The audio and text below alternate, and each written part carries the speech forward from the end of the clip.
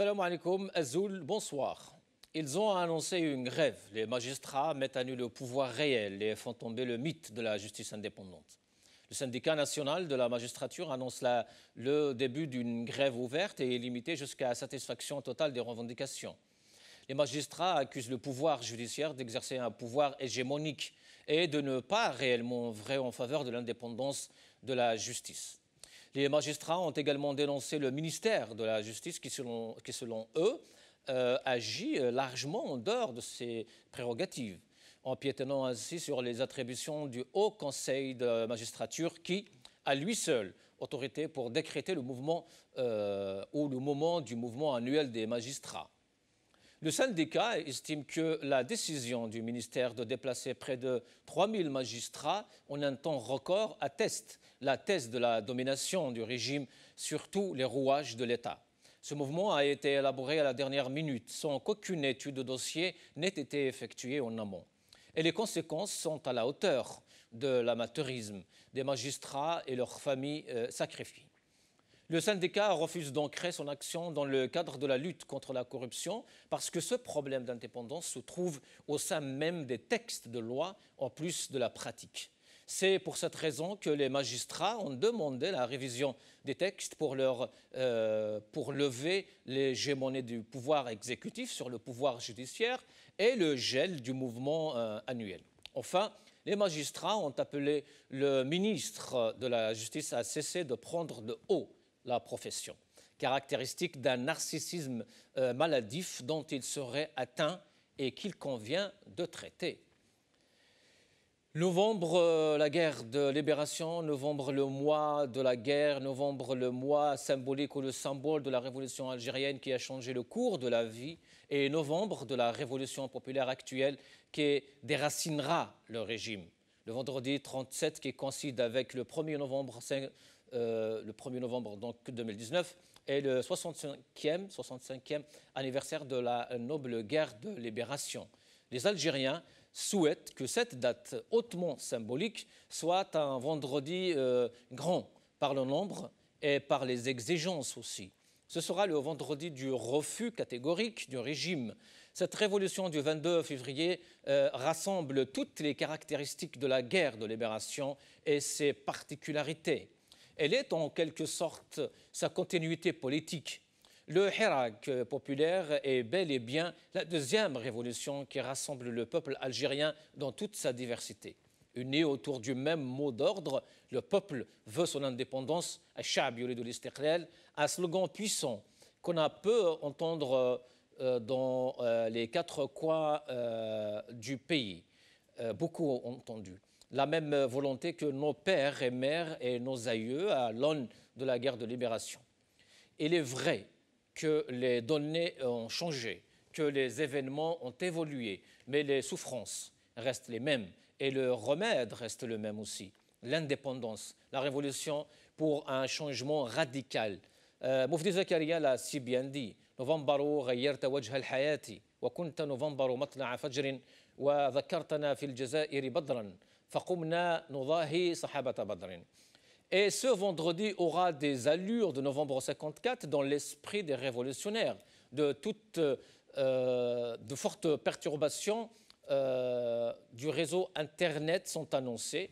Le régime commence déjà à saboter le grand vendredi, notamment en s'attaquant au réseau Internet. Algérie Télécom a d'ores et déjà annoncé des coupures et des perturbations. Ces perturbations auront lieu toute la semaine de dimanche à vendredi 1er novembre pour des travaux d'entretien, nous disent-ils. Le régime ne semble pas apprendre de ses précédents échecs, malheureusement, à casser la révolution pacifique par la répression et le blackout, par la propagande et le message médiatique. Il est faux de croire que couper Internet aura des effets négatifs sur les millions de personnes qui marchent chaque semaine dans les rues en Algérie, surtout en cette date commémorative chère à tous les Algériens. La révolution est à présent dans l'esprit des Algériens.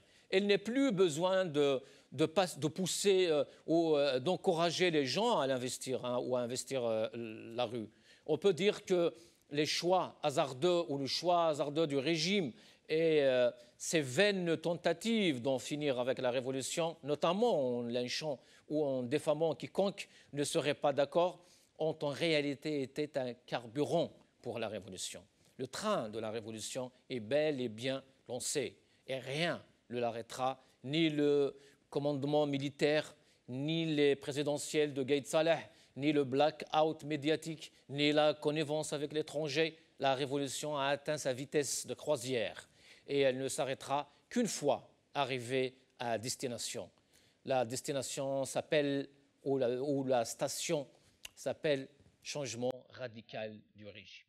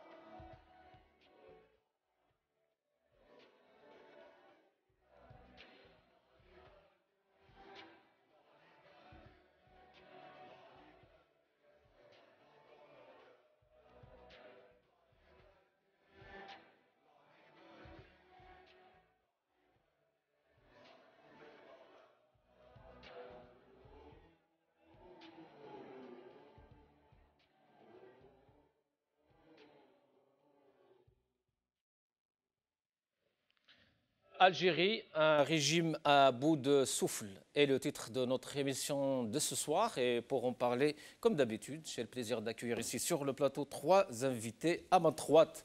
Wahab Hamidi, militant politique. Wahab Hamidi, bonsoir. Marhaba bik. Bonsoir Hussein, merci pour l'invitation. Bonsoir. Avec nous aussi Amirouche Bakouri, avocat, militant des droits de l'homme. Monsieur Bakouri, bonsoir. Bonsoir à vous, merci pour l'invitation encore une fois. Merci à vous. Et bien sûr, Arab Azi, ex-député, militant politique. Arab Azi, bonsoir. Marhaba bik.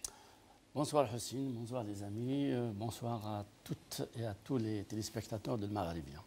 Merci à vous tous, marhaba bikoum tous. Donc, comme je le disais au début, ils ont annoncé une grève. Les magistrats mettent à nu le pouvoir réel et font tomber donc le mythe de la justice indépendante en Algérie.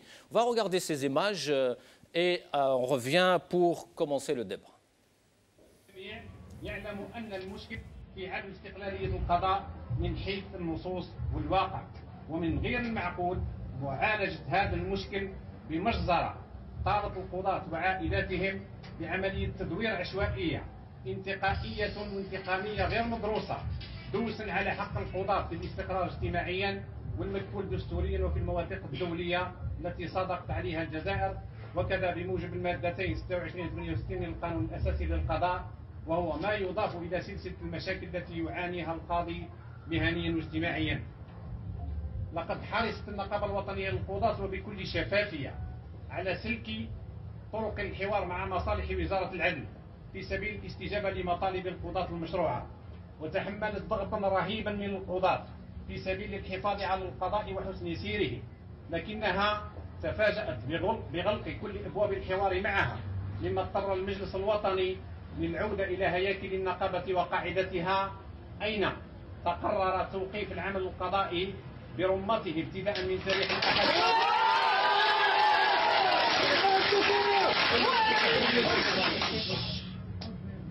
ابتداء من تاريخ الأحد 27 أكتوبر 2019 إلى غاية الاستجابة للمطالب التالية.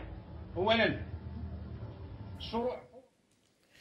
Alors, on va commencer peut-être par M.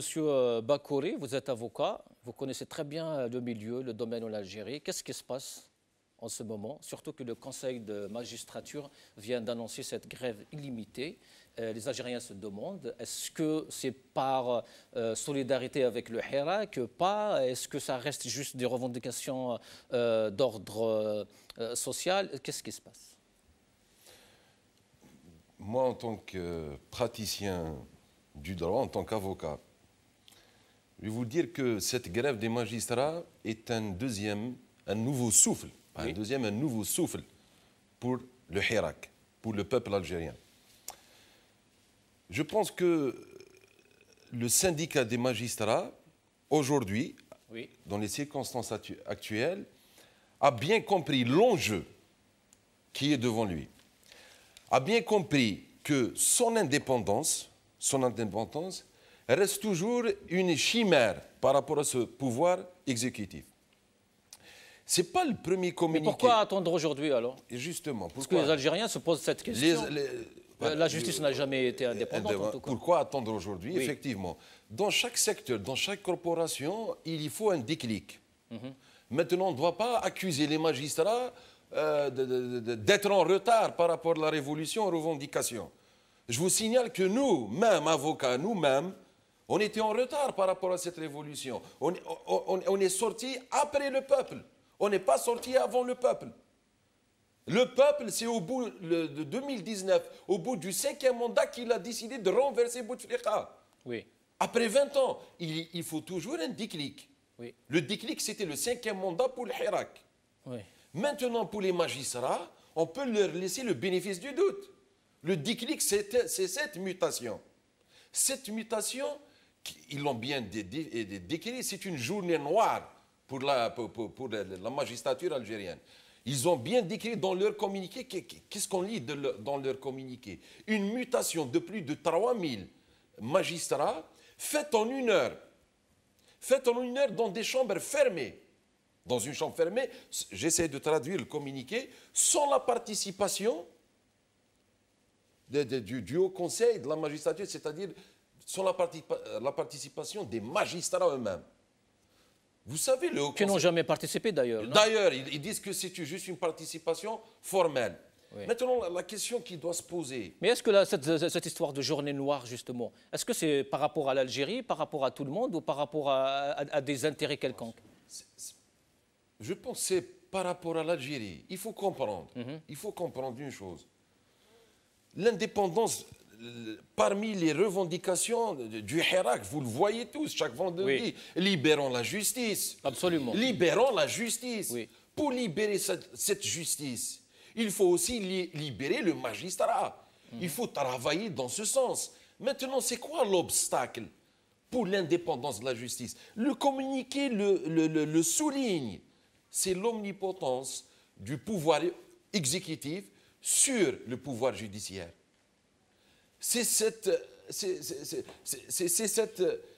C'est-à-dire ce principe de séparation du pouvoir. Aujourd'hui, les magistrats algériens mettent à nu le pouvoir en disant qu'il n'y a pas de séparation du pouvoir. On le sait tous. Mais maintenant, c'est les magistrats eux-mêmes, au cœur de ce pouvoir, qui le disent dans un communiqué et qui gèlent tous les tribunaux. Il faut souligner une chose aussi très très importante. Ces magistrats, dans leur première revendication, dans le communiqué, qu'est-ce qu'ils demandent? Ils demandent la révision de tous les textes juridiques, Donc on va comprendre la loi organique, le statut des magistrats, le code de procédure pénale, tout ce que vous voulez, tous les textes juridiques qui donnent ce pouvoir d'ingérence du pouvoir exécutif, c'est le pouvoir judiciaire. Ça, c'est une première demande. Regardez leur paragraphe, il faut lire leur communiqué. Leur paragraphe, qu'est-ce qu'ils disent Pourquoi ils ne vont pas jusqu'au bout, tout comme le peuple de son côté? Pourquoi ils ne demandent pas? Parce que le ministre, on a vu le ministre, lui, quand il a intervenu aujourd'hui, il a demandé même de même penser ou de repenser la constitution algérienne par rapport à ça. C'est-à-dire, ils ne vont pas jusqu'au bout de leur demande. Qu'est-ce que vous voulez dire par là? La Constitution. Le peuple est en train de demander justement ça, changer la Constitution, aller vers une nouvelle Constitution. Le ministre l'a dit lui-même hier soir. Effectivement. Mais ce pouvoir, qu'est-ce qu'il est en train de nous dire? Il est en train de nous dire, on va d'abord avoir des élections, le 12 décembre, après on va penser à la Constitution. Oui, mais le ministre fait partie du pouvoir. Il fait partie du pouvoir, mais il veut se maintenir. Maintenant, c'est une guerre, un bras de fer entre les magistrats eux-mêmes et ce pouvoir. Quand un ministre n'arrive pas à trouver de solution dans son secteur, il démissionne. Il ne mute pas les magistrats. Je suis désolé, on ne mute pas les magistrats. Ce n'est pas une solution pour régler les problèmes de l'indépendance de la justice. Ils disent très bien, ils disent que l'indépendance de la justice est une revendication du syndicat des magistrats aux côtés du peuple. C'est la première... Oui, mais le peuple, justement, se pose la question suivante. Pourquoi attendre 8 mois? Ce n'est pas attendre 8 mois. Maintenant, le syndicat de la magistrature, ce n'est pas un parti politique. Ce n'est pas pour tirer sur les avocats ni sur les juges. Hein. Même les avocats ont attendu. Nous-mêmes, on a attendu. Il faut pas se leurrer.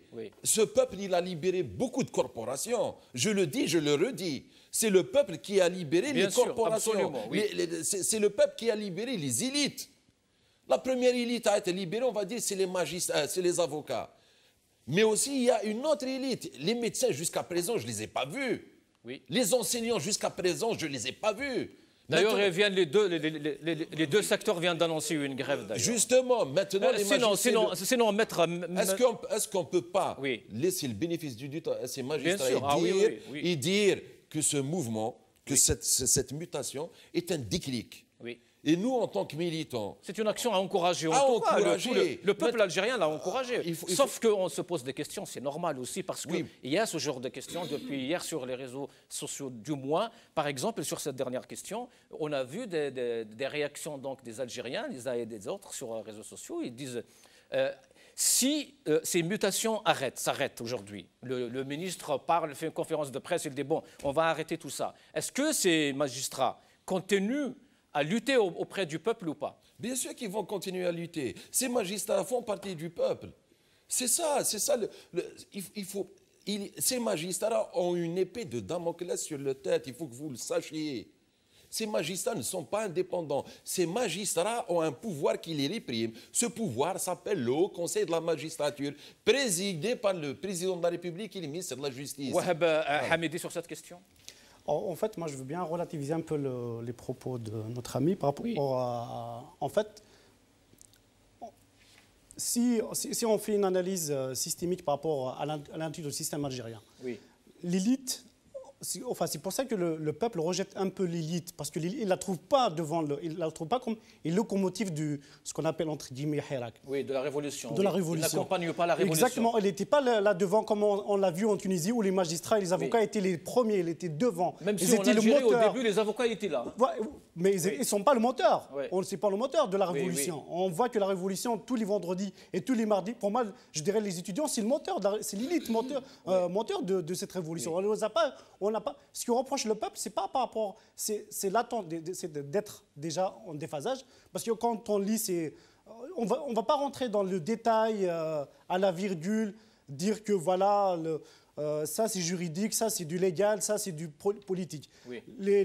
Quand on fait une lecture comme citoyens, on voit que les magistrats se sont rebellés, parce que c'est le mot, rebellés après l'annonce du mouvement de mutation. C'est quoi les mutations? C'est de changer, parce qu'on sait bien que ça se fait même au sein de l'AMP quand on veut... ce qu'on appelle le mouvement annuel. Le mouvement annuel, un officier ou un magistrat qui travaille dans le Nord parce qu'il y a des conditions socio-professionnelles meilleures, qu'on le mute à l'intérieur du pays. Donc ça, c'est ce déclencheur qui est reproché aux magistrats. Mais ça ne veut pas dire que les gens rejettent l'action en elle-même. C'est pas ce que disent les gens. Alors, j'ai l'impression que vous parlez de ce juge qui dit « je préfère quitter la profession que d'être loin de ma famille ». Exactement, il dit que, pour moi, j'aurais aimé que ce juge dise « je démissionne parce que, voilà, je n'ai pas pu appliquer, j'ai pas pu libérer un détenu d'opinion ». J'aurais aimé écouter ce genre de propos, mais dire « je vais démissionner parce que je serai loin de ma famille ». Et que va penser le citoyen lambda qui travaille à Sonatrach, qui est tous les jours très loin de la famille, qui travaille 12 heures à 14 heures par jour dans des bases pétrolières à 1000 km loin de sa famille? Que va penser le citoyen qui travaille très loin à Oran, qui a sa petite famille au fin fond de la montagne? C'est ça, c'est ça le message que tu ne veux pas accepter, tu veux pas qu'on n'arrive pas à comprendre. C'est ça, on ne reproche pas aux magistrats d'avoir des revendications socio-professionnelles, ou on reproche aux magistrats de ne pas être la locomotive et de ne pas se positionner comme le moteur de cette révolution. D'accompagner cette révolution tout le temps. Pardon? D'accompagner cette révolution. Voilà, d'accompagner cette révolution en s'opposant par exemple à toutes les arrestations politiques des derniers mois. Ça fait depuis le mois de juin. On se solidarise aussi avec les autres compagnies, avec les autres secteurs. Exactement. C'est ce qu'on reprochait aux magistrats, c'est d'être un peu effacé. À un moment, on sort et la motivation première, c'est une lecture. Enfin, moi, je la fais comme une lecture socio-professionnelle. Après, on peut aller dans le détail et des arrière-pensées ou des lectures entre les lignes. Ça, on peut faire une lecture, pour moi, c'est une lecture politique. Après, une lecture politique, on peut en dire tout ce qu'on veut. Voilà. Arab Azé, malgré tout ce que dit Wahab Hamidi de ce côté-là, c'est quand même ce mouvement où cette grève reste quand même un renforcement de la révolution, de la rue, ou pas? Je ne suis pas tellement d'accord avec les amis. J'aimerais bien avoir l'optimisme d'Amerouche qui a vraiment en fait une forme de soutien à cette grève. Mais je crois que ça reste une grève socio-professionnelle. C'est une grève qui est venue suite à des mutations jugées arbitraires par le syndicat des magistrats. Oui, mutation de plus de 3000 juges. Sinon, comment peut-on expliquer que ces magistrats réagissent 9 mois après le déclenchement de la révolution dite du sourire? Oui. Deuxièmement, quelle a été la position de ce syndicat des magistrats quand des Algériennes et des Algériens ont été pris en otage par le système mafieux, par un système politique, que malgré eux, ils ont accompagné par les différents jugements qu'ils prononcent au nom du peuple algérien. Troisièmement, pourquoi justement, en ce moment même, ils ont fait plusieurs déclarations, les magistrats. Tout au début de la Révolution, si vous vous souvenez très très bien, il y a eu des déclarations des juges qui pensaient accompagner la Révolution. Malheureusement, ça n'a pas été le cas. Pourquoi? Malheureusement, ça n'a pas été le cas. Pourquoi, à votre avis? Peut-être qu'ils ont été rappelés par téléphone, ils ont été rappelés à l'ordre. Peut-être que c'est une corporation qui est très très sensible. Très très sensible. C'est une corporation qui a été utilisée par le pouvoir. Le pouvoir algérien a fait de la justice une forme d'injustice, une injustice totale. Il a utilisé la justice algérienne, la justice pour brimer toute forme de liberté, pour étouffer toute forme de démocratie. Et malheureusement, beaucoup de juges, peut-être, je ne sais pas, 90%, ont marché dans cette combine. Comment expliquer la condamnation de Karim Tabou et la libération de ce même Karim Tabou et le lendemain, il est encore recondamné une deuxième fois? Comment expliquer la condamnation d'un jeune qui est, juste parce qu'il a pris un drapeau culturel berbère? Vous voyez, donc tout ça, ce sont les juges qui se sont mis au service du pouvoir. Maintenant, qu'il y ait une grève, qui est toujours un plus de pression vis-à-vis, envers un pouvoir, envers une dictature, c'est toujours une bonne chose. C'est toujours une bonne chose. Mais sincèrement, je la prends avec beaucoup de prudence. Toutes leurs déclarations, je prends ça avec beaucoup de prudence parce que j'aurais aimé, au lieu que ce juge nous dise « je préfère quitter la profession que de vivre loin de ma famille », comme tu viens de me dire, Wahab, c'est que pourquoi il n'a pas dit « je préfère quitter la profession » que de condamner injustement un jeune de 18 ans, de 20 ans, de 23 ans, et lui, je ne sais pas, lui gâcher toutes ses études, lui gâcher son avenir, parce qu'il a pris un drapeau berbère à Alger. Alors, voilà. Il y a un commentaire qui a été partagé à des milliers de fois sur les réseaux sociaux, M. Arzi, qui dit en arabe « أنا كنت جيت قاضي في العاصمة ونبث في قضايا عقارات ونزاعات رجال أعمال ويهبطوني البسكرة ونلقى روحي في قضايا سرقة دجاجة وقطع غيار طبعا أرفض التحويل ونتحول إلى شي جيفارا. » Par exemple, parce que les juges qui sont à Alger, généralement, ce sont eux qui travaillent, qui sont tout prêts. D'abord, pour être juge à Alger, oui. Il faut avoir les bras longs. Et être juge pendant 25 ans dans le même poste, est-ce que c'est ça qui reflète aussi tout ça? C'est qu'après, ils ne veulent plus repartir?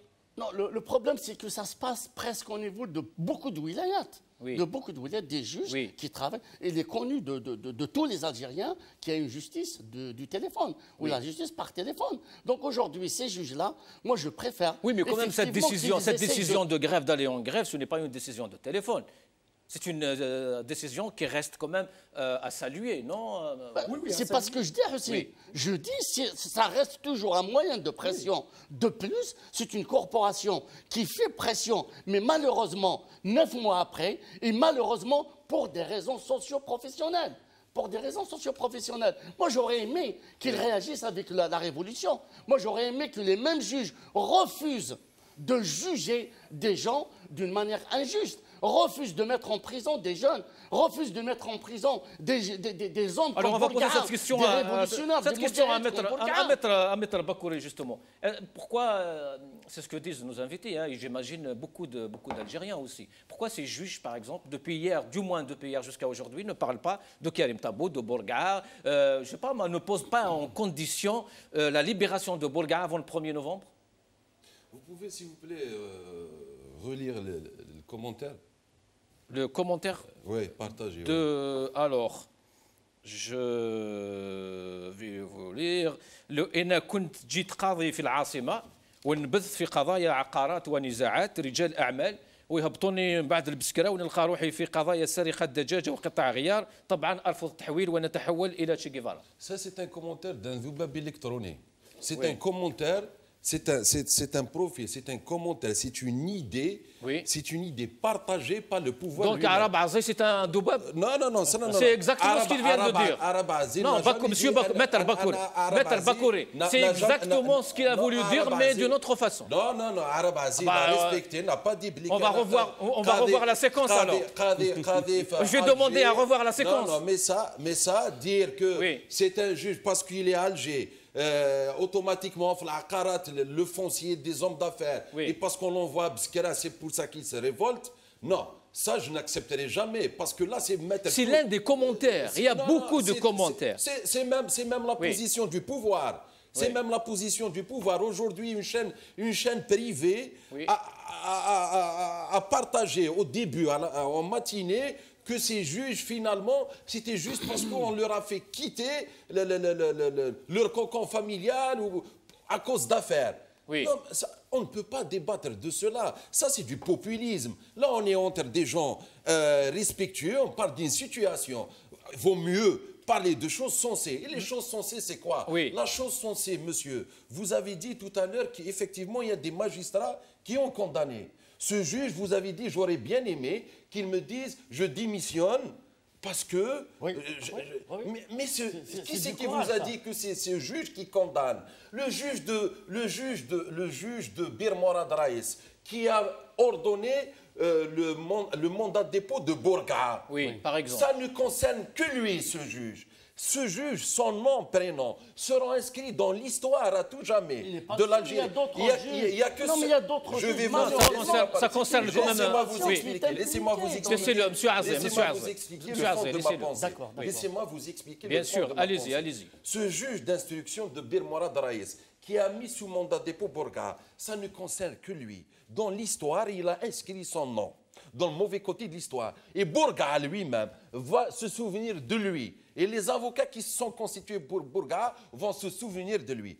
Par contre, lui, il a inscrit son nom. Et la juge de Mostaganem, vous en dites quoi? Celle qui a relaxé, elle a inscrit aussi son nom dans l'histoire. Celle de Tipaza. Donc, il ne faut pas juger tout le monde. C'est-à-dire maintenant le juge d'instruction, celle de Annaba, elle va démissionner parce que le juge d'instruction de Bir Morad Raïs a mis sous mandat de dépôt le Bourga'a. La juge de Annaba, quand il y a eu un dossier entre ses mains, elle a été courageuse et elle a relaxé, malgré les réquisitions du procureur qui a requis 10 ans.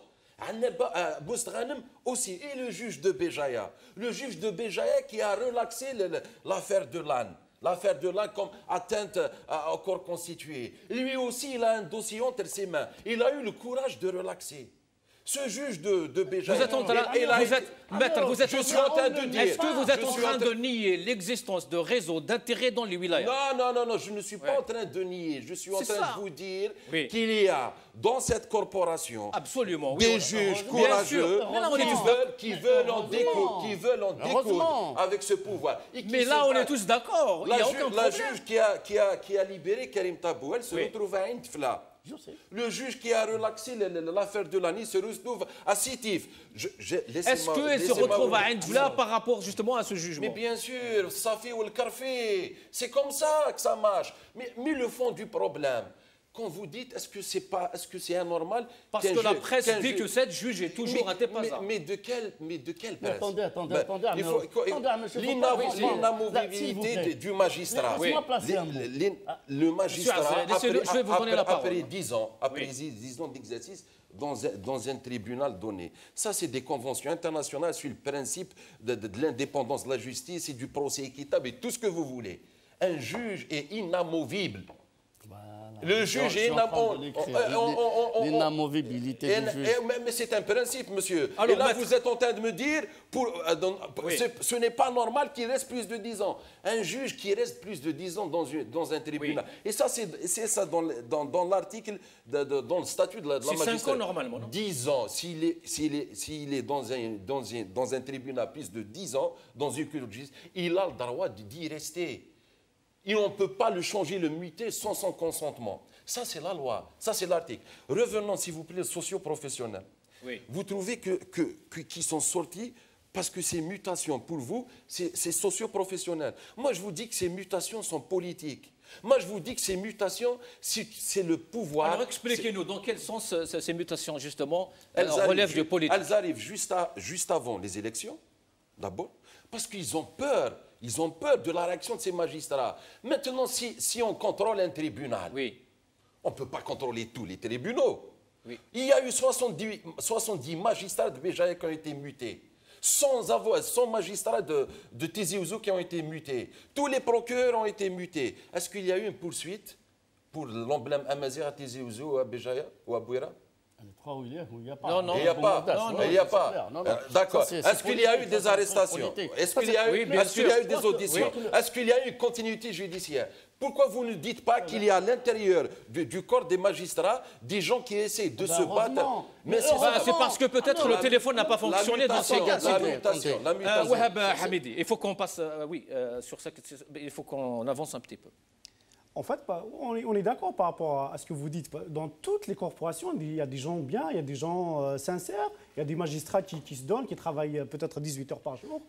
C'est surtout Wahab Hamidi et tous mes invités. On n'est pas là pour tirer sur les juges. On n'est pas du tout là. On n'est pas non plus pour dire qu'on a une justice indépendante. Voilà, merci. Notre justice est entre les mains du pouvoir. Voilà. Grâce à quoi, si le téléphone fonctionne. Grâce à quoi? Sinon, laissez-le finir, maître. Le statut du magistrat. Oui. Cette loi, elle a été promulguée en 2004. C'est le fruit du boutefliquisme. Oui, mais je vais revenir vers vous, maître, parce que vous dites que c'est en vrai, ce mouvement se passe chaque année. Hein. Mais on n'a pas vu ce genre 3 de 000, jamais. Oui, 3 000 d'un coup, 3 000, jamais. c'est vrai, jamais, mais bon. 3 000, jamais. Oui, en fait, moi, je ne vais pas faire une lecture partielle par rapport à la question de l'indépendance. Oui, on sait bien que la justice, à côté des services de sécurité, des services de renseignement au sens large, c'est le bras droit du régime. La justice, c'est le bras droit du régime. Absolument. À chaque fois qu'on voulait étouffer un opposant, on lui crée des affaires qui se terminent. On a vu beaucoup de militants qui ont complètement sorti du champ politique parce qu'il y avait des affaires qui ont été complètement montées. Il y a eu la justice. De toutes pièces, oui. Des affaires, on a vu par rapport aux arrestations des hommes d'affaires, c'est une instrumentalisation de la justice. Il y a eu des dossiers complètement vides selon les propos des magistrats pour certains hommes d'affaires. Donc on sait bien que cette justice, c'est l'un des bras du fonctionnement du régime au sens large et du système politique algérien. Donc c'est hypersensible, comme le disait M. Aziz, c'est hypersensible. Il faut que, c'est pour ça, sûrement, on remet ce mouvement des corps de magistrature dans le contexte politique. Donc nous, on est en train de faire une lecture politique par rapport à cette révolution. Voilà, par rapport à ce, voilà, oui. Donc justement, Wahab Hamidi, par rapport à cette révolution, est-ce que vous pouvez, je ne sais pas, personne ne pourrait peut-être nier que cette action justement des juges vient pour renforcer la révolution. Je partage. Surtout qu'il y a le secteur de la santé qui va partir en grève, l'enseignement aussi. C'est ce qu'on appelle, dans les mouvements de gauche, les convergences des luttes. Pour moi, toute action qui va dans la mobilisation, à partir du moment qu'il est non violente, dans le pacifisme, il faut l'encourager. Qu'est-ce qu'ils demandent, ces magistrats? Je reviens à la lecture de Maître. C'est par rapport à l'indépendance de la justice, et ils l'ont bien souligné, on l'a bien écouté. Donc il ne faut pas mettre un barrage par rapport à ce mouvement, il faut l'encourager, il faut lui donner une lecture politique. Donc c'est ça le plus important. Donc renforcer tout ce qui va dans le sens de la mobilisation au sens large, peu importe la motivation, peu importe l'objet qui est derrière la mobilisation, c'est ça ce qui fait que le régime va reculer. Et peut-être, pour moi, le plus important maintenant, c'est de faire barrage aux élections du 12 décembre. Donc, est-ce qu'on pourrait s'attendre, je ne sais pas, je dis ça au hasard, est-ce qu'on pourrait s'attendre à la démission du ministre de la Justice? On peut s'attendre. En fait, on a vu tout. Maintenant, on est dans un cadre hors constitution. Je pense que c'est possible. Depuis le 4 juillet, on est sorti du cadre constitutionnel, donc on peut tout faire. On a vu qu'il y a eu des lois organiques qui ont été adoptées, alors que ce gouvernement n'avait aucune légitimité à adopter des lois à ce niveau. On a vu que le prolongement du mandat de Ben Salah, qui répond à aucun texte constitutionnel. Oui. Donc on est dans par rapport à l'État algérien, on est dans le non-droit depuis le 4 juillet. Ça, on le sait. Donc on peut s'attendre à tout de par ce régime, parce que actuellement, on a vu même par rapport à Magharibi, il faut le dire, ce qui s'est passé il y a une semaine, toutes les pressions politiques pour faire arrêter le Magharibia en France. En fait, ce régime, il a une obsession, c'est de faire réussir les élections du 12 décembre. Pourquoi? Parce qu'on connaît bien, juste en une minute, pour expliquer la nature du système politique algérien. La nature du système politique algérien, depuis 1962, et s'est reposée sur une légitimité. Au départ, c'est une légitimité populo-historique. Donc, révolutionnaire, révolutionnaire, jusqu'en 1989. Après 89, l'ouverture au multipartisme. Donc il lui a fallu une substitution par rapport à la légitimité historique qu'on a retrouvée dans la légitimité électorale. Mais une légitimité électorale pas libre. Donc on fait des élections pour légitimer le pouvoir en place, mais ces élections étaient toujours contrôlées en muselant l'opposition, en faisant tous les trafics possibles pour garder le régime. Donc, pour ce régime, les élections, c'est vital pour se légitimer. C'est pour ça qu'il fait tout pour faire réussir les élections du 12. Donc, pour nous, en tant qu'opposants politiques, on est dans un processus lent. Donc, on n'est pas dans une conjoncture, on n'est pas au jour ou au mois près. Pour moi, cette révolution qui a commencé le 22 février, est un processus lent. Oui. Mais chaque étape, chaque action qui va renforcer la mobilisation, des corporations qui rejoignent justement la révolution. Donc il y a une grève générale pour le 28, il faut la saluer, peu importe. Monsieur Azé, donc les juges marhaba bihoum, c'est un processus qui dure depuis 8 mois. Les juges sont arrivés hier, c'est bienvenu, le peuple a bras ouverts. Je viens de le dire à Hussein. Toute pression qui viendrait à renforcer la révolution, marhaba, c'est une très bonne chose. Tout simplement, la justice algérienne, et ça n'a jamais été à Merouch une question de texte. Il y avait plein de textes en Algérie, il y avait plein de... Ça a été une question, un problème politique. Oui, mais procéder à ce mouvement, monsieur Azé, procéder à ce mouvement justement à la dernière minute, les juges sont pleins. L'indépendance de la justice ne dépendait jamais d'un truc de texte. Les textes, ils sont là, la Constitution, il est là, mais elle n'a jamais été respectée. Les institutions algériennes, ben oui. On n'a jamais eu un texte. Mon ami, mon cher ami. Il y a une constitution. Mon cher ami, on n'a jamais eu un texte algérien qui a protégé l'indépendance du magistrat. Mon cher ami, il ne faut pas dire... La constitution algérienne parle clairement de l'indépendance de la justice. Oui, sur des articles, mais revenons à la loi organique. Attends. La loi organique. Mais la loi organique, il dépend de la constitution.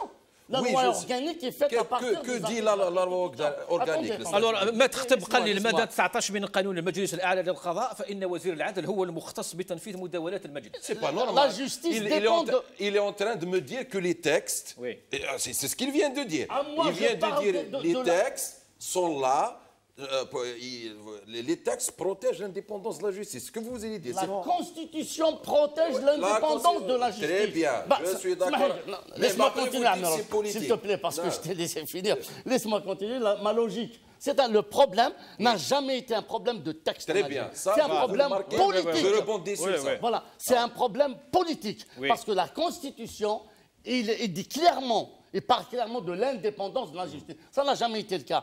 Ça n'a jamais été le cas de toutes les institutions. Vous savez, les institutions algériennes n'ont jamais fonctionné en tant qu'institution d'une manière indépendante. C'est normal, tout le malheur de l'Algérie est politique. Je te donne l'exemple du Parlement. Le Parlement, c'est devenu, avec la bêtise des gouvernants et avec la bêtise de la dictature, à une chambre d'enregistrement. La justice est devenue, avec la bêtise justement de ceux qui gouvernent, un bâton avec quoi taper le peuple algérien. Et nous l'avons vu avec la révolution, avec l'injustice, avec l'emprisonnement. En fait, c'est une prise d'otage.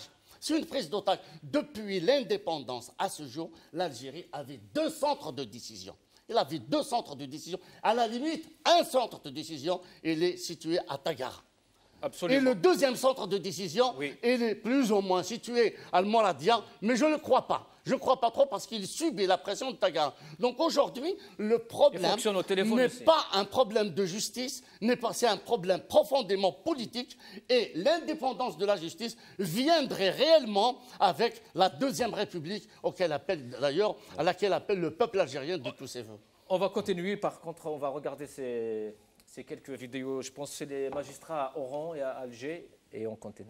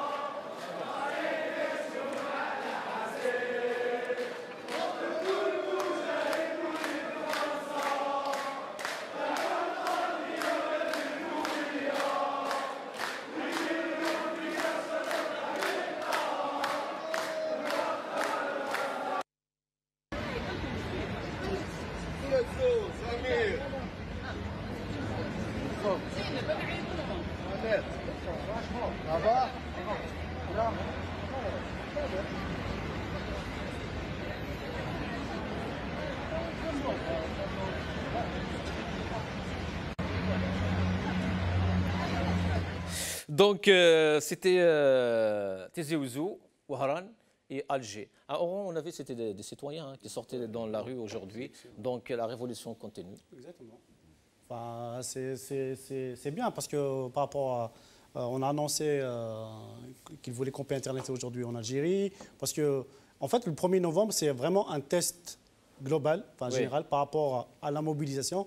Et pour moi, c'est une date clé aussi. Parce qu'on a eu beaucoup de dates clés depuis le 28 février. Oui. Et pour moi, ce 1er novembre, vraiment, c'est une date clé par rapport à la suite du processus. Pour moi, vraiment, je ne m'inscris pas du tout par rapport au 12 décembre. Parce que je pense et je souhaite... C'est une semaine décisive, cette semaine. Et donc, on a vu que le mercredi, tous les syndicats ont appelé à une grève nationale. Oui. Pour moi, c'est une chose formidable. Mardi, c'est les étudiants. Mardi, c'est les étudiants. Mercredi, c'est... jeudi, c'est le Mehrez. Voilà, le jeudi, c'est le Mehrez. Et vendredi, c'est le 1er novembre. Je pense que ce sera grandiose. Même à Paris, pour donner la réplique aux marches en Algérie, il y a eu un appel pour faire marcher le vendredi, de Bastille à République. Ouais. À la même heure. De République à Bastille. Oui, de République à Bastille. Donc c'est vraiment ce 1er novembre. C'est pour ça que le pouvoir il est en train de paniquer. Donc, et pour nous, c'est une bonne chose que ça bouge et que ça converge vers une mobilisation globale. Maître, donc 1er novembre qui arrive, un vendredi du refus catégorique du régime. Moi, je pense, on va vers là, avec toutes ces grèves qui sont en train de s'annoncer. C'est des communiqués de soutien de toutes les corporations à une corporation. Ça, c'est intéressant. Je pense que à partir de la nuit du 31 octobre, je discute avec certains amis de Béjaïa, ils me disent qu'apparemment ils vont organiser la sortie donc à minuit, le 31 octobre à minuit. Le Hirak va commencer à Béjaïa.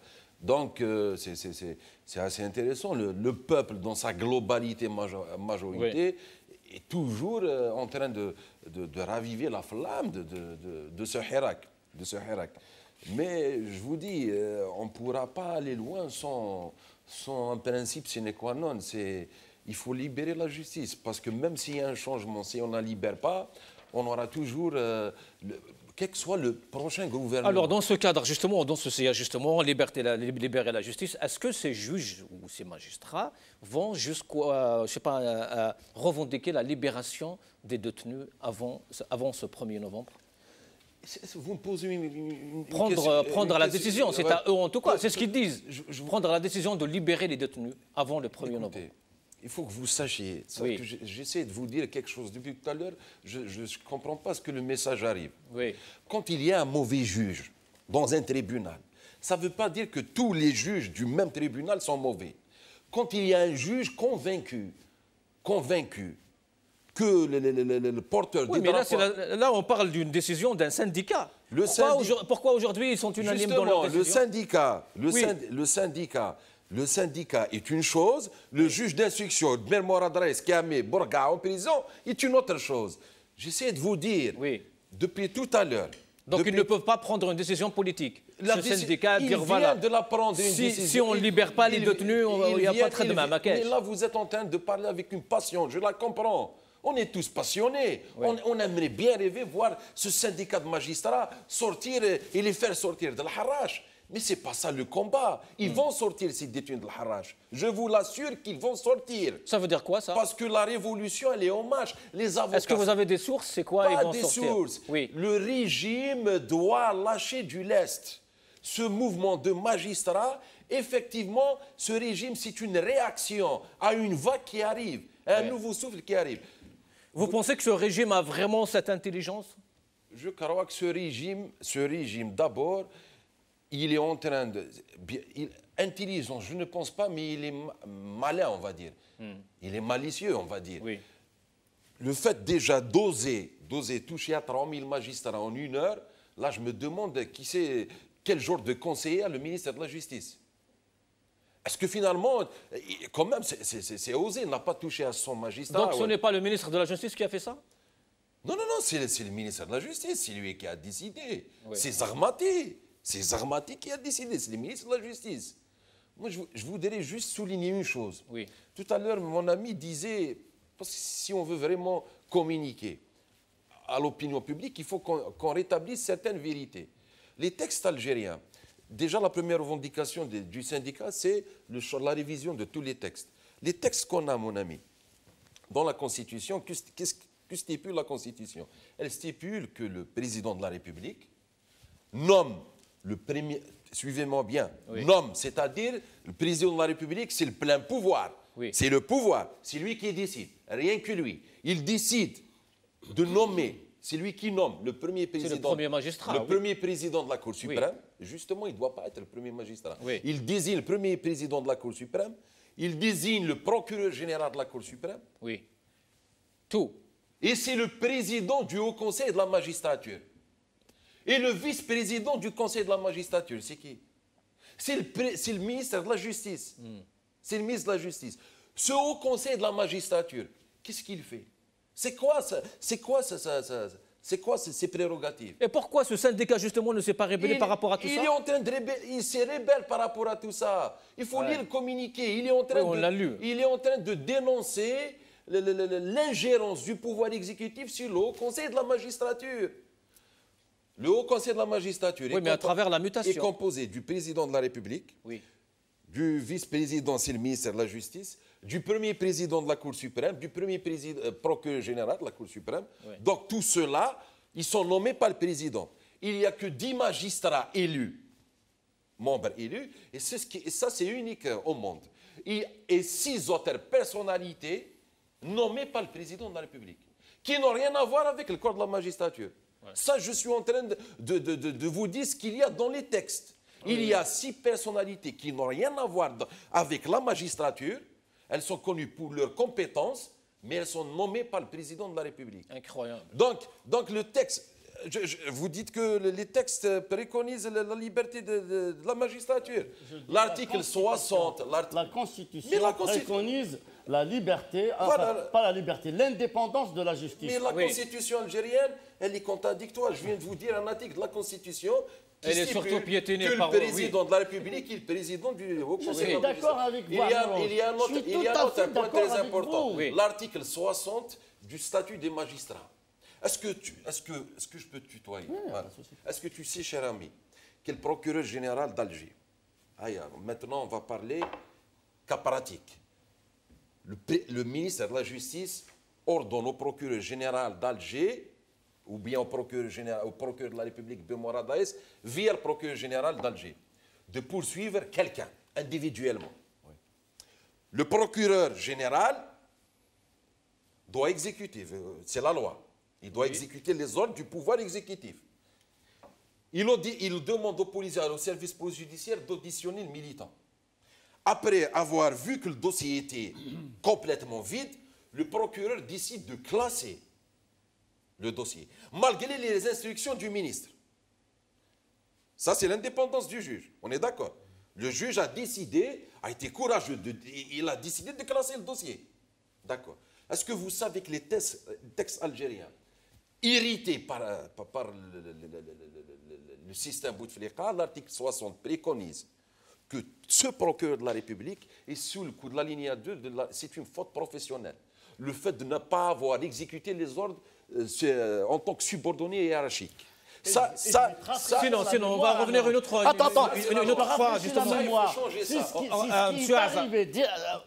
c'est ce qui est arrivé à ce ministre Zarmati. Tu te souviens de son cas? C'est exactement ça. Tu te souviens de son cas? C'est ce qui est arrivé à Zarmati. Ne me dites pas monsieur Azé, c'est non. Monsieur Azé, c'est non. Il faut qu'on avance un petit peu. Là, tu rentres dans le détail, Amiros. Monsieur Azé, s'il vous plaît, il faut qu'on avance un peu dans l'émission. On va laisser les détails. Oui.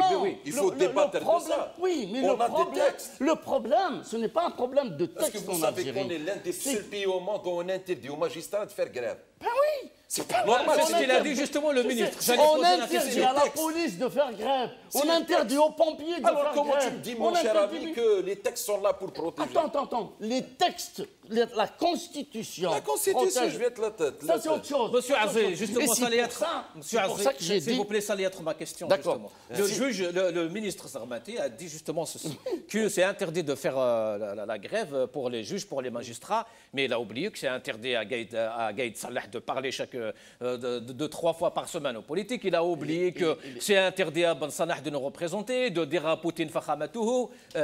On parle de quoi? Mais lui-même, Zarmati, était victime de cet article dans Absolument, Parole Rouge. Donc aujourd'hui, il a oublié tout ça. Mais le problème, j'insiste... Parce qu'il a reçu un appel, mais sinon aujourd'hui... J'insiste, ça n'a jamais été un problème de texte. C'est un problème politique. Oui. L'ingérence de l'armée dans le politique, l'ingérence du pouvoir exécutif dans les affaires de justice a fait que nous n'avons pas aujourd'hui une justice indépendante. Nous n'avons pas une justice indépendante. S'il n'y avait pas de texte, l'armée ne pourra rien faire. S'il n'y avait pas un texte qui donnait... S'il n'y avait pas de texte pour muter Mazarmati, on ne peut rien faire. Vous vivez où? Je vais en Algérie. Mais c'est des gens qui le problème, c'est le texte. n'ont jamais respecté les textes. Monsieur Azé, s'il vous plaît, juste un point. Il faut qu'on passe à un autre sujet.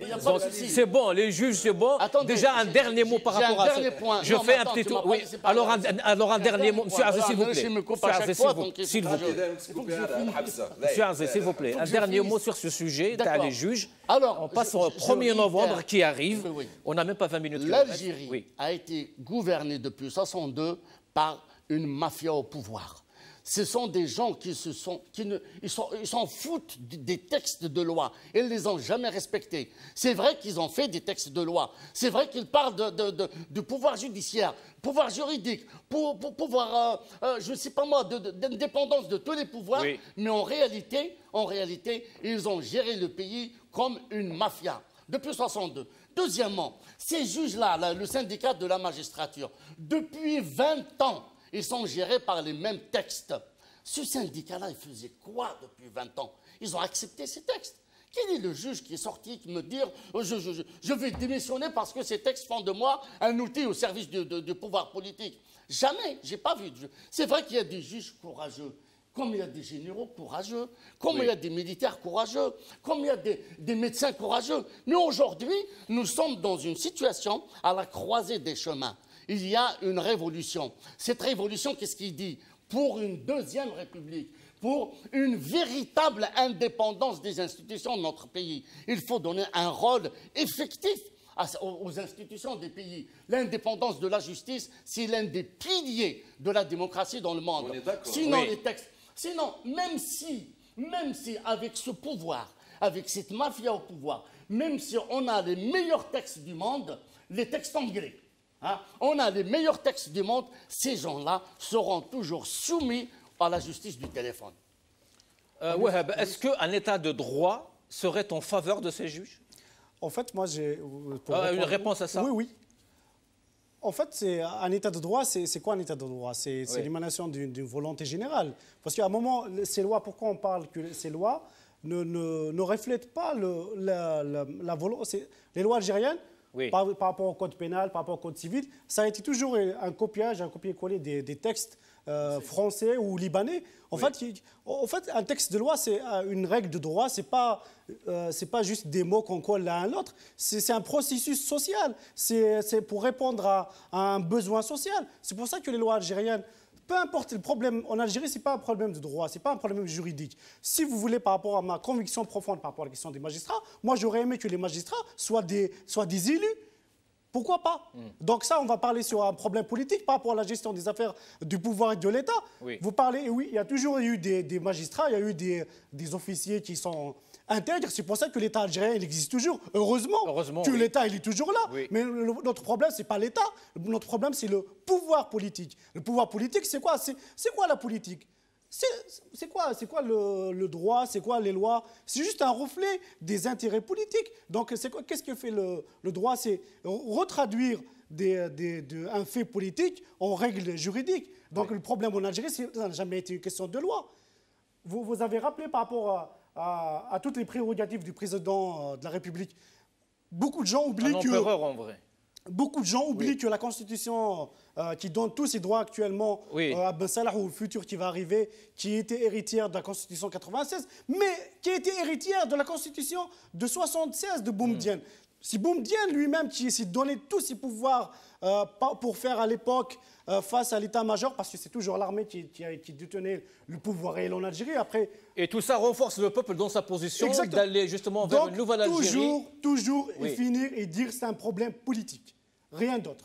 Maître, pour finir avec ce sujet... C'est un problème politique, personne n'a dit le contraire. Je suis en train de vous dire que cette mafia politique utilise un arsenal de textes qui lui donnent le droit de vie ou de mort sur les magistrats, de mort professionnelle. Oui, je comprends. Je vous le dis, s'il n'y avait pas ces textes, ça aurait été un grand obstacle pour ce pouvoir. Est-ce que ce syndicat va continuer dans cet élan? Il est en train de continuer dans Très bien. Il faut changer le statut des magistrats. On veut tous avoir une justice libre. On veut tous être devant des juges algériens complètement indépendants. Alors la première étape, c'est d'abroger complètement le statut des magistrats, de le réviser et de ne laisser aucune prérogative au ministre de la Justice de s'ingérer dans le Haut Conseil de la magistrature. On finit avec... on clore avec ce... Oui. C'est d'aller vers une assemblée constituante, changer la constitution du pays. Monsieur Azé, on finit avec ce sujet. Le problème n'est pas technique. Monsieur Azé, s'il vous plaît. Monsieur Azé. Aller vers une nouvelle constitution pour l'Algérie. D'abord, il faut... Monsieur Azé, les anciens du FFS, il ne faut pas leur parler de la constituante. Sinon, monsieur Azé, on finit avec ce sujet. Il y a le 1er novembre qui arrive. Les Algériens, les réseaux sociaux s'enflamment. Une semaine très chargée. Alors, on a dit que mardi, c'est les étudiants, mercredi, c'est les grèves, jeudi, c'est le Mehrez, et vendredi, c'est le grand vendredi du refus, justement. Je crois que d'abord, le 1er novembre, c'est une date qui rassemble tous les Algériens. Les coupures Internet, mais bon, on va en revenir. Attendez. Oui. Il a une date historique, une date qui a pu rassembler tous les Algériens de tous bords. Les communistes, les islamistes, les laïcs, les démocrates, ils se sont rassemblés autour d'une chose, la libération de l'Algérie. Oui. D'anciens maquisards qui étaient encore vivants, c'était Hamdallah Yarhamo, Boudiaf Yarhamo, et Bourga qui est en prison, ils disaient quoi? En 62, nous avons réussi à libérer le pays, malheureusement, et vraiment malheureusement, ils disent, on n'a pas réussi à libérer le peuple. Aujourd'hui, ce 1er novembre doit être un 1er novembre de la libération du peuple algérien. Donc novembre avant décembre. Se libère novembre avant décembre. Oui. Il faut que le peuple, d'ailleurs, il est en train de le faire d'une manière pacifique, à tel point il a attiré, mais alors le monde entier aujourd'hui regarde, sauf Ben Salah d'ailleurs qui n'a pas vu, regarde la révolution du sourire, avec émerveillement. Exactement, avec beaucoup d'émerveillement. Donc aujourd'hui, ce peuple-là a démontré au monde entier qu'il va se libérer. C'est juste une question de temps. Et il sait résister, même s'ils étouffent toutes les formes d'expression, même s'ils mettent tout le monde en prison, même si, d'ailleurs, ils sont dans l'illégalité totale. Ils ne sont pas légitimes, ils l'ont accepté. Ils sont maintenant dans l'anticonstitutionnalité. C'est des gens qui ne respectent absolument rien du tout. Et ils prétendent nous gouverner. Aujourd'hui, le peuple a décidé une chose, se libérer. Et il ne va pas reculer pour autant, malgré toutes les pressions qu'exercent Gaïd Salah, Ben Salah et autres, la Issaba qui reste encore au pouvoir. Mais le peuple a décidé d'une chose, se libérer et libérer l'Algérie avec lui. Wahab, un bruit qui circule en ce moment, que les fonctionnaires d'Algérie Télécom refusent de couper Internet pour les Algériens parce que le régime a décidé d'une coupure avant le 1er novembre. Si, c'est une information civile. Si c'est une information vérifiée, c'est une bonne chose. Donc ça revient à ce qu'on disait tout à l'heure. Oui. Toute action, toute forme de contestation, parce que refuser de couper Internet, c'est un acte politique en soi. Bien sûr. On peut lui faire une lecture politique. Donc toute action qui va dans le sens de renforcer la mobilisation, il est la bienvenue. À partir du moment que ce n'est pas violent, il n'y a pas de violence, marche pas. Voilà. Sinon, par rapport à cette volonté justement de régime d'aller vers le blackout, déjà on a vu l'histoire d'Al-Magharibia et maintenant on voit la coupure d'Internet. Qu'est-ce qu'ils veulent faire? En fait, parce que c'est un pouvoir peut-être qui est dépassé par le temps. Je ne sais pas, on a vu la prestation de Ben Salah devant Poutine et il est juste entre parenthèses lamentable. Donc, je pense que c'est des gens complètement déphasés par rapport à ce qui se passe réellement dans la société algérienne. Ils vivent dans leur bunker de club des pins et se soignent dans les hôpitaux parisiens. Ils vivent... il faut savoir que toute cette nomenclature du régime algérien, ils ne vivent pas du tout dans la société. On les voit quand on se déplace à Alger avec leur voiture. En fait, ils passent de Club des Pins dans leur bureau. Après, les week-ends, ils partent à Nice ou à Paris. Ben, ils sont complètement déconnectés de la réalité algérienne. C'est pour ça qu'ils pensent que fermer Internet ou couper le Magharibia, on va arrêter le processus. Non. Donc pour vous, ça ne pourrait pas être une diversion du régime? C'est qu'on coupe Internet, on coupe le Magharibia, on les occupe avec ça, on les occupe par ça. Parce que ce régime, il pense que ce processus, c'est juste un travail sur les réseaux sociaux, c'est un problème de communication. Ce n'est pas un problème de communication, c'est un problème de fond. M. Aziz l'a rappelé tout à l'heure, par rapport à, en fait, pour dire que la Constitution, ce n'est pas juste une revendication des FS. Pour moi, c'est une revendication légitime de retour à la souveraineté populaire.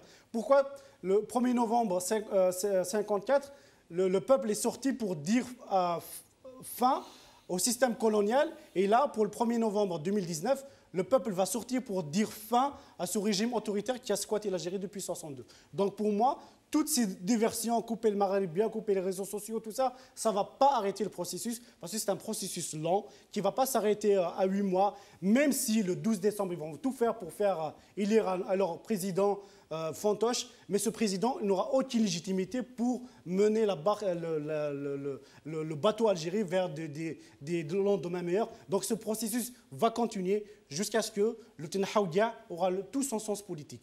Pas en tant que Tenhaoudia en tant que personne, mais Tenhaoudia en tant que régime autoritaire qui a... Philosophie de gouvernance. Exactement. Donc pour moi, ces diversions, couper Internet, faire des barrages à Derbeda, faire les discours de Ben Salah de Gaïd tous les mardis, tout ça, pour moi, ces gens sont complètement classe. Ils sont dans la poubelle de l'histoire, pour voilà, entre parenthèses, parce que le processus est parti, il ne va pas s'arrêter, parce que la nouvelle Algérie, moi je préfère dire une nouvelle république, et va être instaurée, qu'on le veuille ou non. Ce n'est pas une question de 8 mois, ce n'est pas une question de 9 mois, ce n'est pas une question de 2 ans, de 3 ans. C'est un processus lent, il faut le travailler, il faut être patient, il faut lui donner un contenu politique. Ça, c'est le plus important. On a vu que voilà, je suis très, très content d'être en face d'un avocat qui dans toute l'allure, enfin, qui défend le droit. Voilà, pour moi, c'est ça l'élite. Parce qu'on nous a présenté des candidats fantoches, des clowns. Est-ce que même il y a des gens qui se croient à un moment, on veut nous faire croire qu'en Algérie, il n'y a pas une élite. Non, il y a une élite, qu'il y a une rjal. On le voit aujourd'hui avec les magistrats, on l'a vu avec les avocats. Avec toutes les corporations. Donc le pays a un rjal qui va le construire. Donc juste leur donner la place qu'ils méritent et le temps nécessaire pour construire une Algérie qui va être le moteur de l'Afrique du Nord dans les années à venir. Sinon, Gaïd Salah est en train de parler, on dit à l'oreillette, mais il ne parle pas du tout de politique. En fait, je ne sais pas... Rien, aucune déclaration, ni sur les élections, ni sur les Isaba, ni rien. La preuve qu'il n'a jamais écrit ces discours. Des versions, c'est quoi? Pour moi, on n'a même plus à commenter leur discours, leur fait.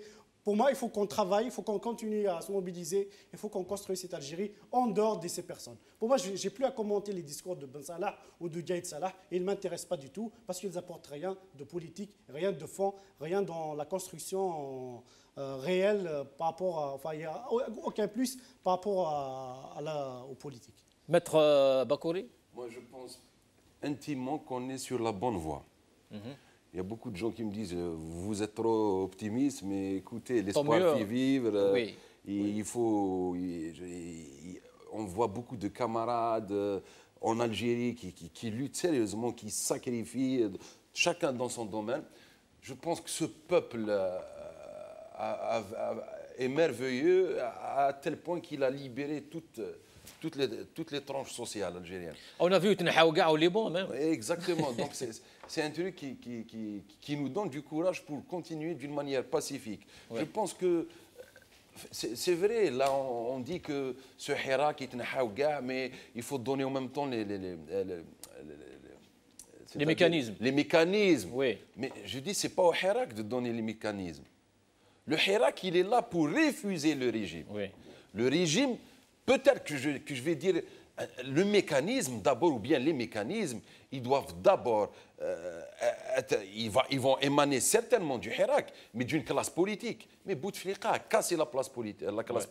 Il a cassé la classe politique. Il a cassé la corporation des avocats. Il a cassé la corporation des magistrats. L'éducation, la santé, médecins, tout. Il a tout cassé. C'est vrai. Il a tout cassé. Donc maintenant, on ne peut pas en demander trop. Je pense que vous avez très bien dit, c'est un processus qui va prendre du temps. Oui. Mais ce qui est très important, c'est que l'éveil est là. Oui. La conscience collective est là et elle ne va plus jamais disparaître. L'Algérie d'avant 22 février est finie. Non, est fini. Maintenant, ce peuple, c'est au moins où il va. Il va vers un but. Changer ou bien éradiquer ce régime. Pas l'État. Il y a une grande différence entre l'État et le régime. Donc moi, je suis très, très optimiste. Je pense que... il y a beaucoup de gens maintenant, vous savez, ce n'est pas tout le monde qui a le courage.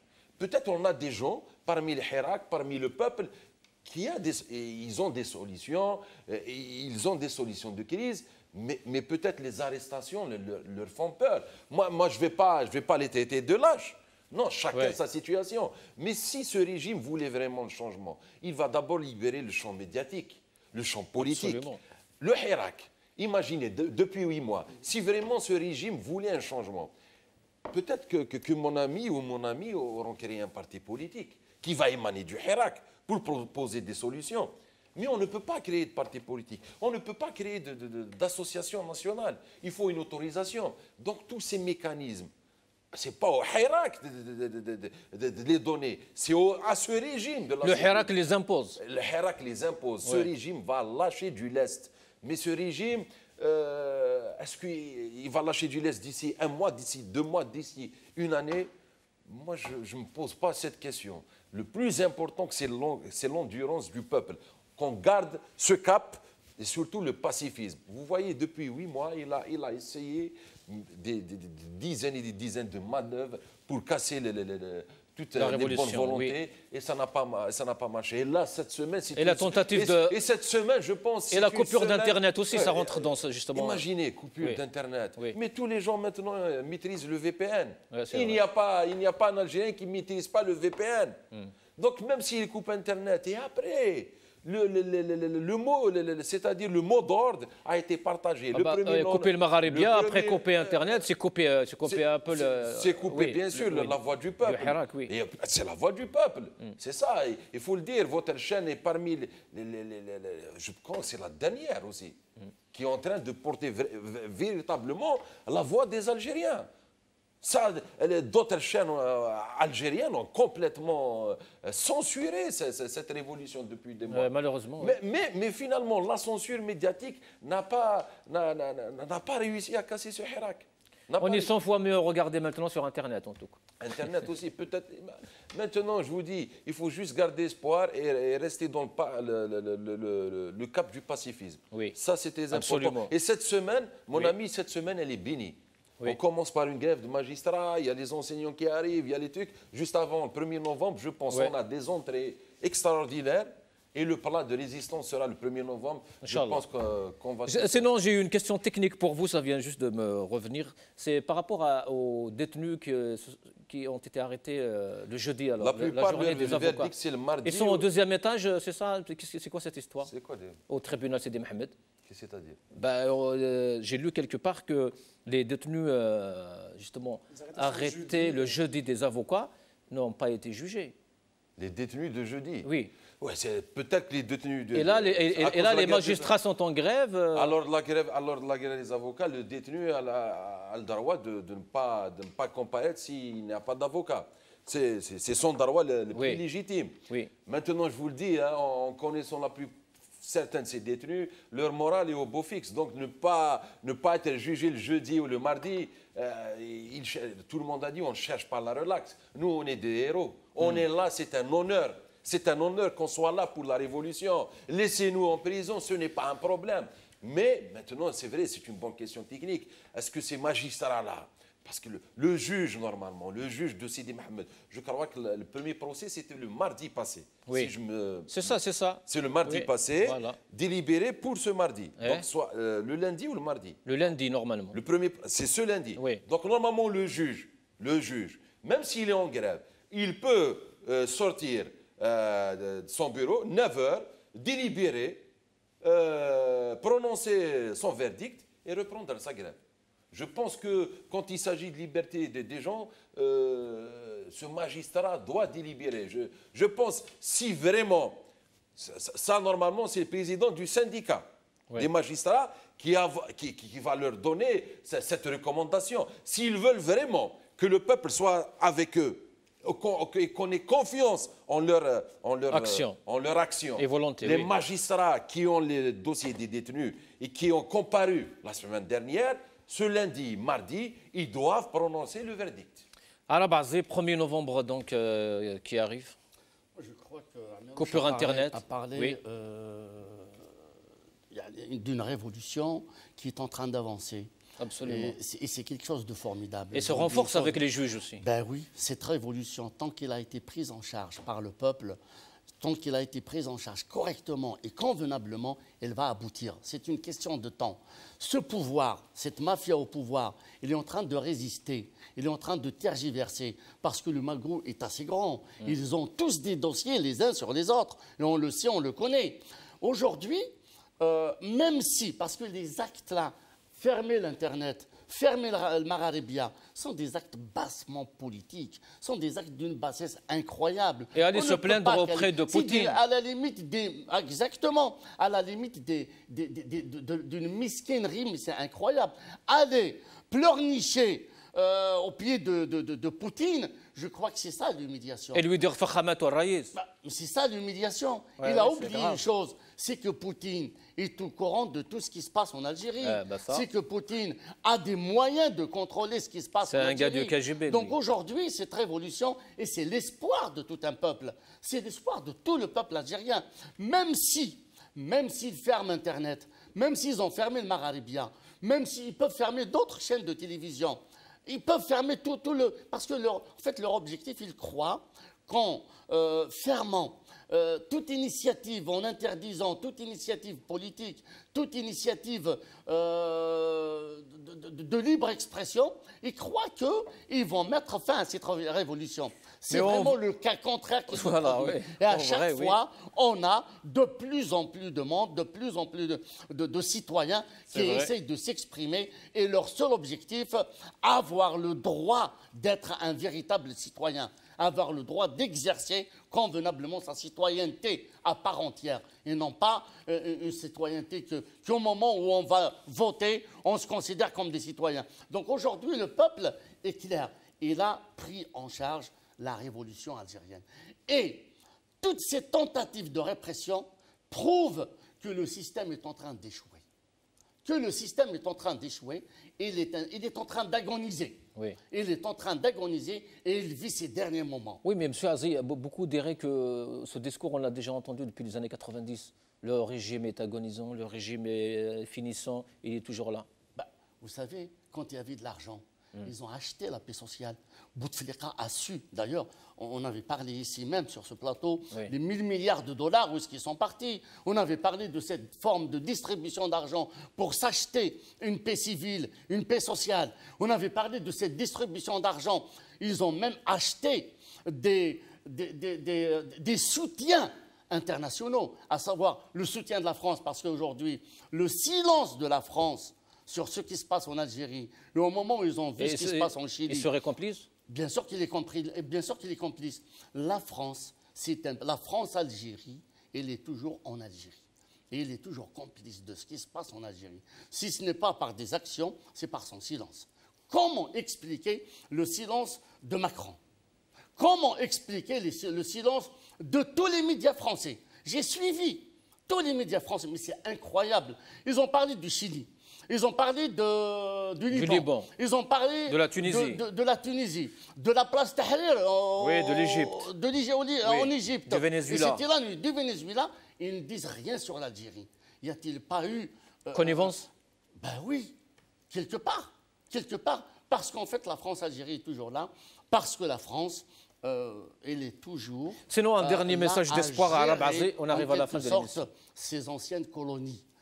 Parce que ces gens-là sont, et on le dit toujours, sont en fait les anciens lieutenants de l'armée française. Ce sont les sous-traitants de l'armée française, de la France en Algérie. Sinon, pour répondre à notre titre, Algérie est un régime à bout de souffle, un dernier mot.